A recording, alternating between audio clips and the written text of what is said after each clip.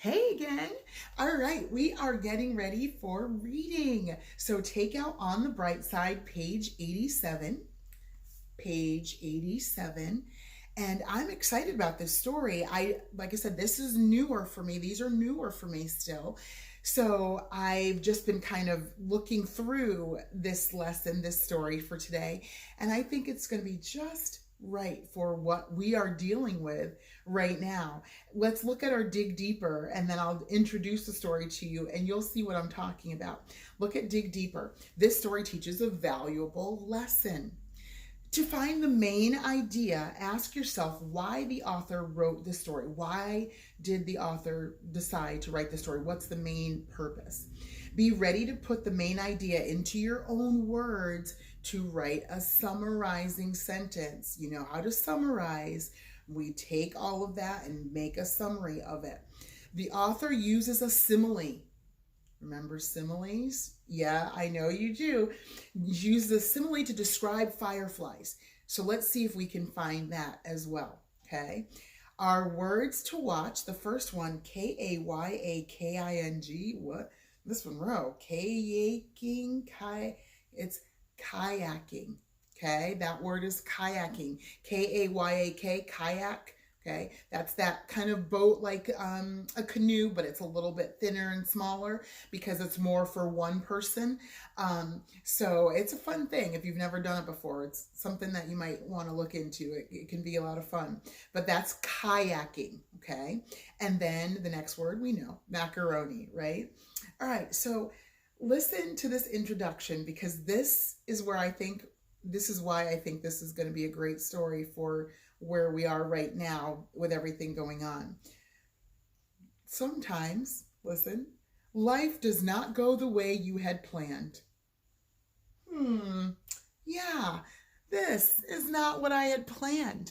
I had planned on this day to be standing in front of 15 little faces looking at me, and some of you asleep and me getting, and some of you like with grump faces and some of you smiling, and I expected to be that, but it's not quite the way it always works. So anyway, sometimes life does not go the way you had planned. In this story, Taylor and her family are headed to the mountains for vacation. What will Taylor do when things don't turn out quite as she expected? Good question. What will we do? How are we going to handle that too? Taylor's Mountain Vacation by Bethany Roberts Urbina. Hundreds of tall trees and mossy rocks passed by as Taylor gazed out the car window. Are we there yet? She asked for the third time. Almost, said Dad. If this map is right, there's only one more turn. Taylor squirmed and grinned at her brother Matt. Even though he was much older than she was, Matt was just as excited about this trip. Usually Taylor's family stayed home for vacation, but this time Mom and Dad decided to go somewhere they had never been before. They had heard about a cabin in the mountains that had a short trail down to a beautiful lake for kayaking, and Dad had called to reserve it for their family vacation this summer. The car rounded the last turn. Taylor could barely keep still, but as they pulled up to the driveway, everyone in the car became very quiet. They looked out the window at their cabin. It's not quite like the picture, is it? Said Mom. No, Taylor's thoughts blared. The right window was cracked. The porch was covered in dead leaves and twigs, and the stair railings were missing pieces. No, this was not at all what Taylor was expecting. What a dump, said Matt. It sure looks like it, said Dad. But do you know what? We're going to make the best of it. Good words, important words. It's called optimism.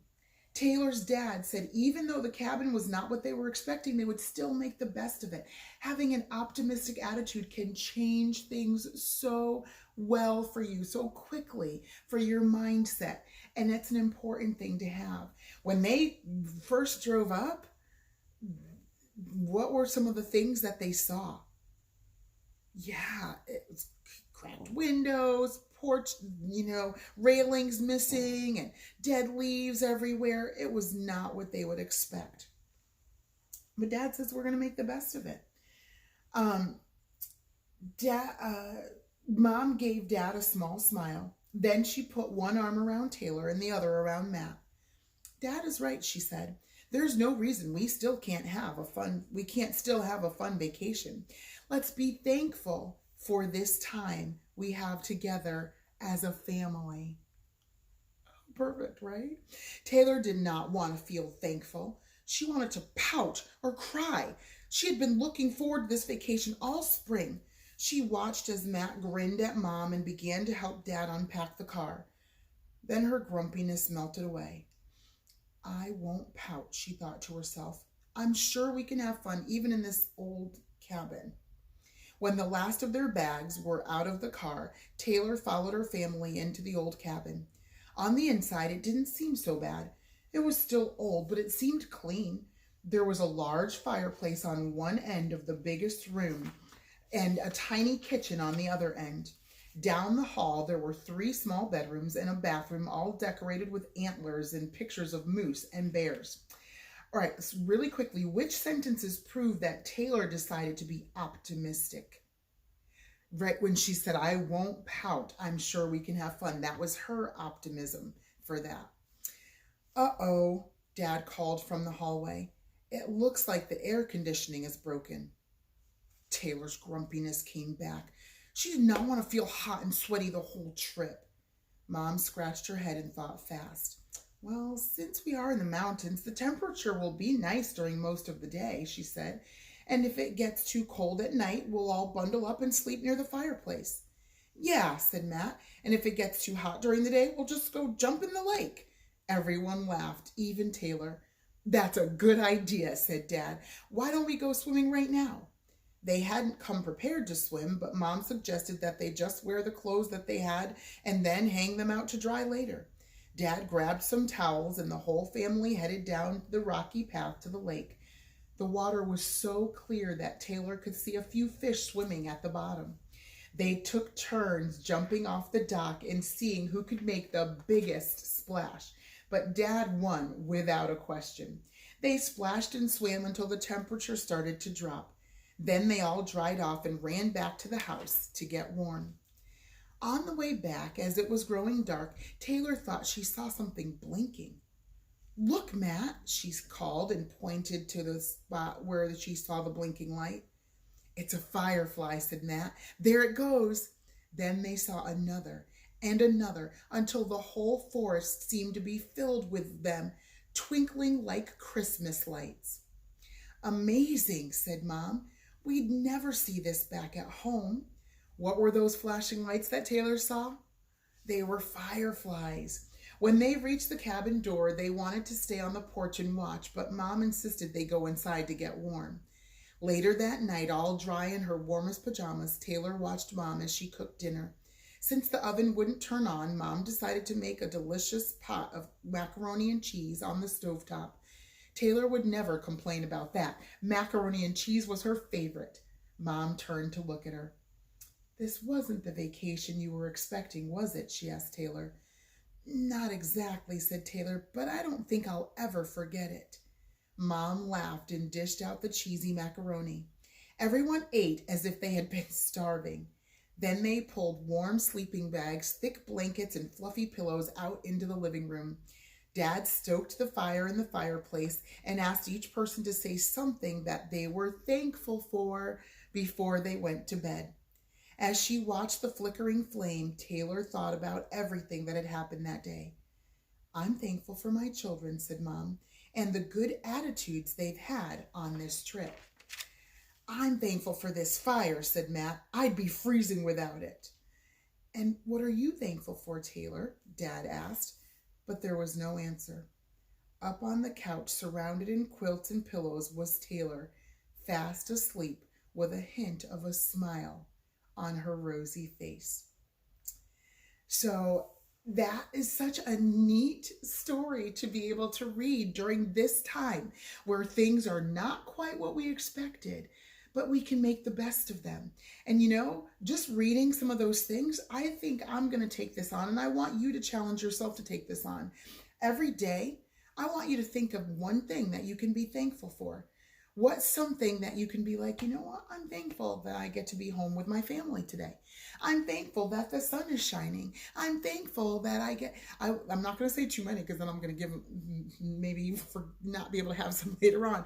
But I want you to think about that. What are some things that you can be thankful for? So dig deeper, main idea, summary, and simile. This is what we talked about in the beginning. Now you're going to give the correct answer. Which of these tells what the story is mainly about? Letter A, is it about a girl that learns contentment on a class trip to the mountains? B, a family that goes exploring through the Rocky Mountains? Or C, a girl that learns contentment on a family vacation to the mountains? Now, some of you might have already went like, oh, A, but look at carefully. That's why we have to read carefully. Was she on a class trip? No, she was on a family trip, okay? And it's not a family that goes exploring through the Rocky Mountains. It didn't say anything about exploring Rocky Mountains, any of that. So C, a girl learns contentment on a family vacation to the mountains. Good. So now write a summarizing sentence for the main idea. What is the main idea? Why did the author write this whole story? What is it about? I'm going to give you a minute because I don't want to say it. Don't wait for me. You go ahead and write something down. Hopefully, you wrote something about a little girl, or you could name her Taylor, learning to be content on her family vacation. Okay, something like that. That's all that you need to write. You read that whole story, several pages, but that's all you need to write. A young girl named Taylor learns to be content on her family vacation. Okay, something like that. What simile did the author use to describe fireflies? Right, like Christmas lights. Very good, because what is a simile? It uses the word like or as, right? So it says they were twinkling like Christmas lights. Very good, guys. I'm so proud of you. Good job getting those main ideas, the summary, and the simile in that story. And I hope that that story will help you to think, you know what? Things don't always turn out the way that we want, the way that we think, but I can still have joy of Jesus in those things. I'm going to have you also read page 95, The Sun, and page 96 and 7, Prayer of Thanks, because those kind of go along with just finding thankfulness, remembering to be thankful for God's beautiful creation and all the things that he's made and done for us. So that's what this book is, on the bright side. We can always find the bright side if we look for it. So I want you to do that. Challenge yourself this week. Every day, think of something or some things, you and your family, that you can be thankful for through all of this unexpected craziness that we have going on. It'll change your mind. It'll change your mindset. Instead of being anxious and worried and upset and frustrated, you'll find joy. You'll find that happiness, which is what they were able to find in this story. So what a great story to be able to read in a time like this today. So I'm hoping that it'll help you have a good thought through optimistic rest of your day. Okay, you guys can do this. Work hard, do your best. You've got it. I believe in you. Not trust you, I do trust you, but I believe in you, and you can do it. See you soon.